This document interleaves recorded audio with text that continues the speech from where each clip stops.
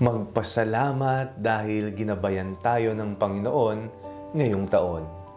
Ako po si Father Fiel Pareha at ito po ang ating segment, ang huling segment ng Daily Devotion ngayong 2024, na kung saan tayo po ay magdarasal, magbabasa at magninilay kasama ng salita ng Diyos sa buong taon. Manalangin tayo. Sa ngalan ng Ama, ng Anak at ng Espiritu Santo. Amen. Halina, banal na Espiritu, liwanagan mo ang aming puso at isip, nang maunawaan at may sa buhay namin ang iyong salita. Amen. Our Bible passage for today is from the Gospel of St. Luke, chapter 2, verses 16 to 20, and I will read it for you. So they went with haste and found Mary and Joseph and the child lying in the manger. When they saw this, they made known what had been told them about this child. And all who heard it were amazed at what the shepherds told them. But Mary treasured all these words and pondered them in her heart. The shepherds returned, glorifying and praising God for all they had heard and seen, as it had been told them. Ito na ang huling araw ng taong 2024. Ano-ano ang mga bagay na ipinagpapasalamat mo sa Panginoon na nangyari sa iyo? Ano ang mga biyayang inyong tinanggap? Maging ang mga karanasan na hindi nating makakalimutan, mga karanasan ng pagkabigo, mga karanasang nagdalamhati tayo, mga karanasan na tayo ay natuto. Sila man din ay mga biyayang maituturing. Sapagkat doon, nakita natin na may pag-asa pa. Sapagkat doon, tayo ay naging matatag na tao, sapagkat sa mga ito tayo ay natuto. Kaya kung ang mga karanasan mo'y hindi mo pinagnilayan, sayang, hindi mo nakita kung ano ang aral na ibinibigay nito sa iyong buhay. Ngayong natatapos ang taong ito at tayo po ay papasok na bukas sa panibagong taon, dalawa po ang ugaling kailangan nating paandarin.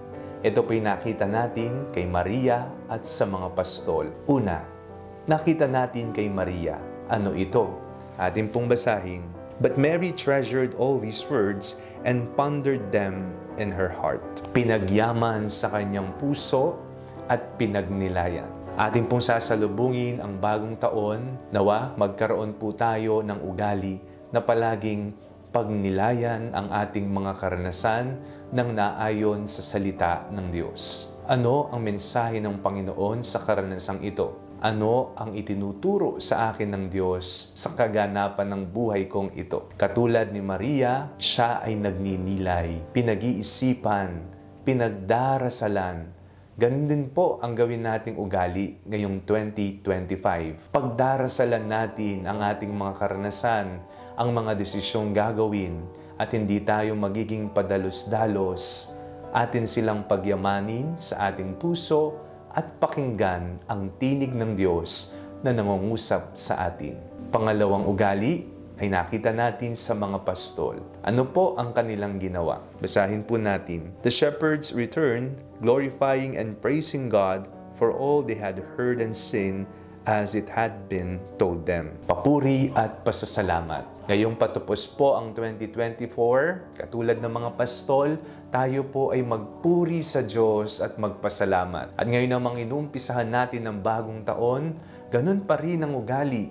Iba yung pasasalamat at papuri ang ating ialay sa Panginoon. Panibagong taon, magbabagong buhay, maraming mga karanasan ang ating makakaharap, yan man ay masaya, tagumpay, kalungkutan, o dalamhati. Pero ganun pa man, kagaya ng mga pastol, dahil nakita nila ang kaningningan ng Diyos, sila ay nagpuri at nagpasalamat. Dahil narinig nila ang mensahe ng pagliligtas, sila ay nagpasalamat sa Diyos. Nawa, ugaliin po nating palaging magpuri at magpasalamat. Ngayong ating sisimulan ang panibagong taon, ang aking dalangin, naway katulad tayo ni Maria na marunong magnilay at manahimik. Katulad din nawa tayo ng mga pastol na marunong magpasalamat at magpuring palagi sa Panginoon. Manalangin tayo. Panginoong Hesukristo, Maraming salamat po sa lahat ng biyayang ipinagkaloob niyo po sa taong 2024. Ngayong kami po ay magbubukas ng panibagong taon, nawa ang iyong paggabay ay palaging mapasa amin. Amen. Sa ngalan ng Ama, ng Anak at ng Espiritu Santo. Amen. Huwag po ninyong kalimutang i-like ang video ito, mag-comment po kayo, and share it with your family and friends. Ang Panalangin Bago Matulog ay may sariling Facebook page na po. Huwag niyo pong kakalimutang mag-like at mag-follow dito, and do not forget to subscribe to our YouTube channel.